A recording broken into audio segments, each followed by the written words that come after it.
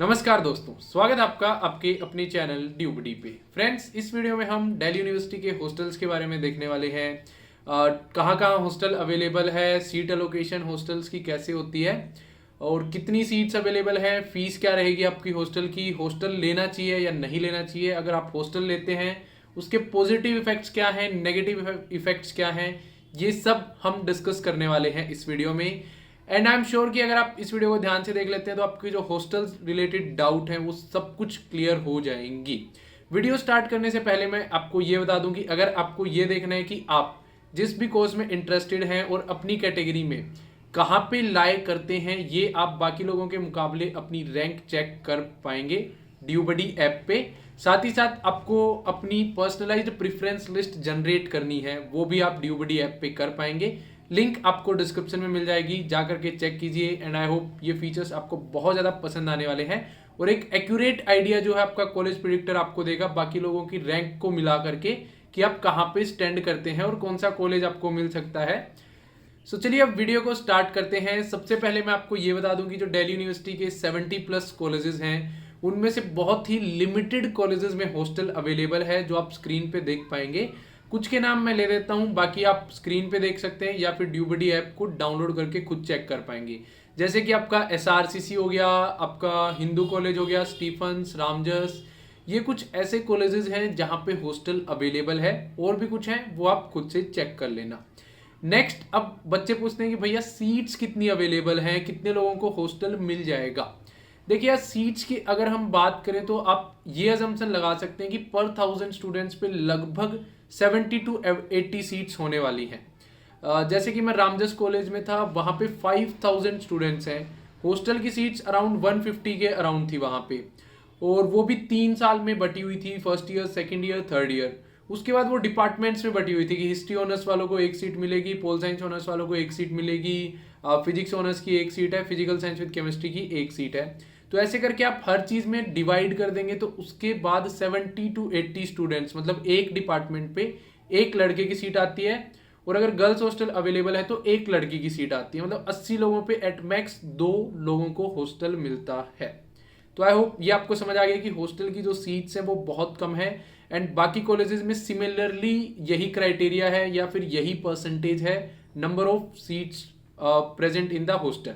तो बहुत कम seats available हैं, ये चीज आपको समझ आ गई है। अब हॉस्टल की अलॉटमेंट कैसे होगी, हॉस्टल अलॉटमेंट का प्रोसीजर क्या होगा, उस पर हम बात करते हैं। तो जैसे अभी आप CSES पोर्टल पे अपना फॉर्म फिल कर रहे हैं, अभी आपको हॉस्टल के लिए अप्लाई नहीं करना है यहाँ से। जब भी आपका एडमिशन हो जाएगा किसी भी कॉलेज में, तब उस कॉलेज की वेबसाइट पे आपको ऑप्शन मिलेगा हॉस्टल पे अप्लाई करने का। या तो वो ऑनलाइन फॉर्म आपका निकाल देंगे, वहीं पे फॉर्म फिल करोगे आप, या फिर वो ऑफलाइन फॉर्म आपसे मंगवाएंगे जो आपको हॉस्टल में जाकर के फिल करना होगा। जैसी भी गाइडलाइंस होंगी एडमिशन होने के बाद आपकी कॉलेज की वेबसाइट पे आ जाएंगी। उसके बाद क्या होगा कि जिस भी डिपार्टमेंट में आपने पर्टिकुलर कॉलेज में एडमिशन लिया है उसकी जो है एक आपकी मेरिट लिस्ट बनेगी पर्टिकुलर डिपार्टमेंट की। फॉर एग्जांपल हिस्ट्री ऑनर्स में आपने एडमिशन लिया है तो हिस्ट्री ऑनर्स में उन बच्चों की मेरिट लिस्ट बनेगी जिन्होंने हॉस्टल के लिए अप्लाई किया है।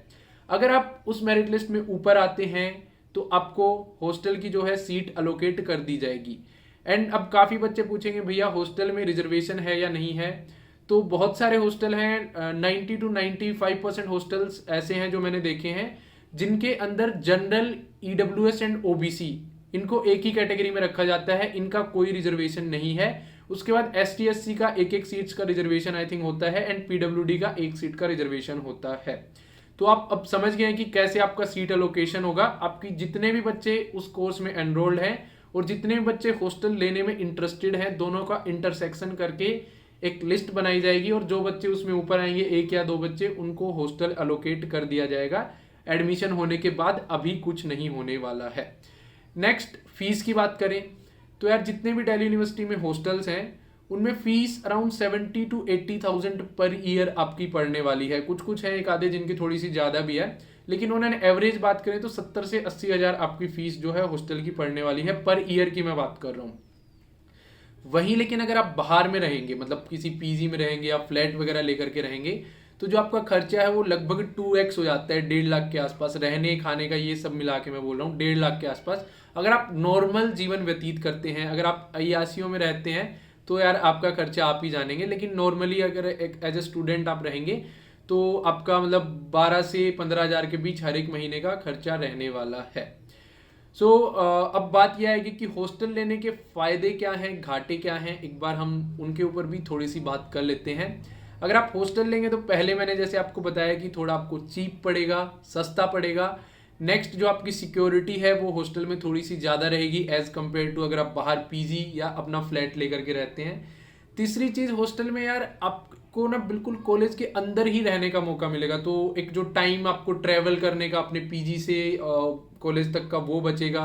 साथ ही साथ आपका जब मन किया तब आप हॉस्टल का ग्राउंड यूज़ कर सकते हैं, घूम सकते हैं। वहीं अगर पीजी में रहते हैं तो बाहर निकलोगे तो गली ही गली होंगी, मतलब कुछ घूमने के लिए ग्राउंड वगैरह या फिर अच्छा एनवायरनमेंट आपको नहीं मिलेगा। तो ये कुछ पॉजिटिव पॉइंट्स हैं, और भी बहुत ज़्यादा हैं, वीडियो को लंबा नहीं करेंगे।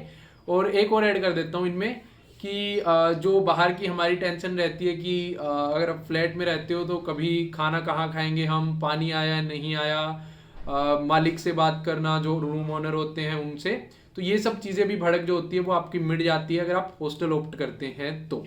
अब कुछ नेगेटिव पॉइंट्स की हम बात कर लेते हैं हॉस्टल अगर आप लेते हैं तो। एक दो ही हैं।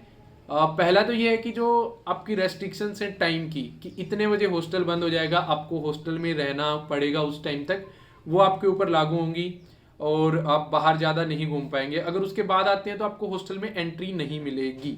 हमारे कॉलेज में ऐसा ही था कि हॉस्टल में एंट्री नहीं मिलेगी, एंड घर वर पे तो फ़ोन नहीं होता था यार। अब आप पूछोगे घर पे फ़ोन होता है, घर पे फ़ोन नहीं होता था, लेकिन उसके बाद आते हैं तो हॉस्टल में एंट्री नहीं मिलेगी। नेक्स्ट यार, जो हॉस्टल का मेस का फिक्स होगा खाना आपको वही मिलेगा। ये नहीं है कि अगर आप खुद से फ्लैट लेकर के रहेंगे तो आप अलग अलग अपना जो भी आप चाहें, नॉर्थ इंडियन, साउथ इंडियन और चाइनीज़ वाइनीज जो भी बनवाना है वो आप खुद से बनवा करके खा सकते हैं, लेकिन हॉस्टल में जो भी मेन्यू बनेगा सबके लिए वो फिक्स रहने वाला है। अब नेक्स्ट पूछोगे भैया चलो हॉस्टल तो 1 या 2% बच्चों को ही मिलेगा, बाकी लोग हम लोग क्या करें। तो देखिए यार, ड्यूबडी ऐप के ऊपर आपको पीजी या अकोमोडेशन बुकिंग उसका ऑप्शन मिलेगा। 10 तारीख से स्टार्ट हो जाएगा। आप वहां पे जाकर के अपने बजट में स्टार्टिंग फ्रॉम 6000 ऊपर आप 25-30 जितना भी आपकी जेब में दम है सारे पीजीज देख पाएंगे, और कोई ब्रोकरेज आपको यहाँ पे नहीं करनी पड़ेगी। अगर आप ड्यूबडी ऐप के थ्रू अपना अकोमोडेशन बुक करेंगे तो ये बिल्कुल फ्री ऑफ कॉस्ट आपका रहने वाला है। वहीं अगर आप यहाँ आकर के किसी ब्रोकर के थ्रू अपना अकोमोडेशन या पीजी लेते हैं तो उसमें आपको 50% ऑफ द फर्स्ट मंथ, मान लो 12,000 का पीजी है तो आपको 6,000 रुपये ब्रोकर को देने पड़ेंगे एज ए ब्रोकरेज चार्ज बोलते हैं उसको, या फिर ब्रोकर फी बोलते हैं। तो वो आपको ड्यूबडी ऐप पे नहीं देना पड़ेगा। साथ ही साथ अभी तक जो भी आपने ऐप पे स्पेंड किया है, भले ही पर्सनल काउंसलिंग के लिए किया हो या फिर जो आपका कॉलेज प्रिडिक्टर है या फिर जो आपकी रैंक लिस्ट है, किया है या करने वाले हैं आप स्पेंड, वो आपको डायरेक्ट ऑफ मिलने वाला है उसमें। क्योंकि हमने बच्चों से वादा किया था कि अभी हम हमारे सर्वर और टीम को चलाने के लिए ले रहे हैं, जब आप दिल्ली आओगे तो हम पूरा आपका रिफंड कर देंगे जब आप अकोमोडेशन वगैरह बुक करेंगे तो अब हमारा टाइम आ गया है स्टूडेंट्स की हेल्प करने का। हम पूरा वो रिफंड कर देंगे जितना भी आपने ऐप पे स्पेंड किया है, सारा आपका अकोमोडेशन में डिस्काउंट हो जाएगा। So friends, I hope video थोड़ी सी लंबी होगी लेकिन आप लोगों को पसंद आएगी, समझ आएगा कि हॉस्टल का क्या सिस्टम रहने वाला है, एंड इसके बाद आपके मन में हॉस्टल से रिलेटेड कोई भी डाउट नहीं रहने वाली है। अगर वीडियो आपको पसंद आई हो तो वीडियो को लाइक करना, और चैनल पे अगर आप पहली बार आए हैं तो चैनल को सब्सक्राइब करना मत भूलना, क्योंकि दिल्ली यूनिवर्सिटी से रिलेटेड ऐसे ही important updates, information and campus tour ड्यूबडी चैनल पे आते रहते हैं। धन्यवाद।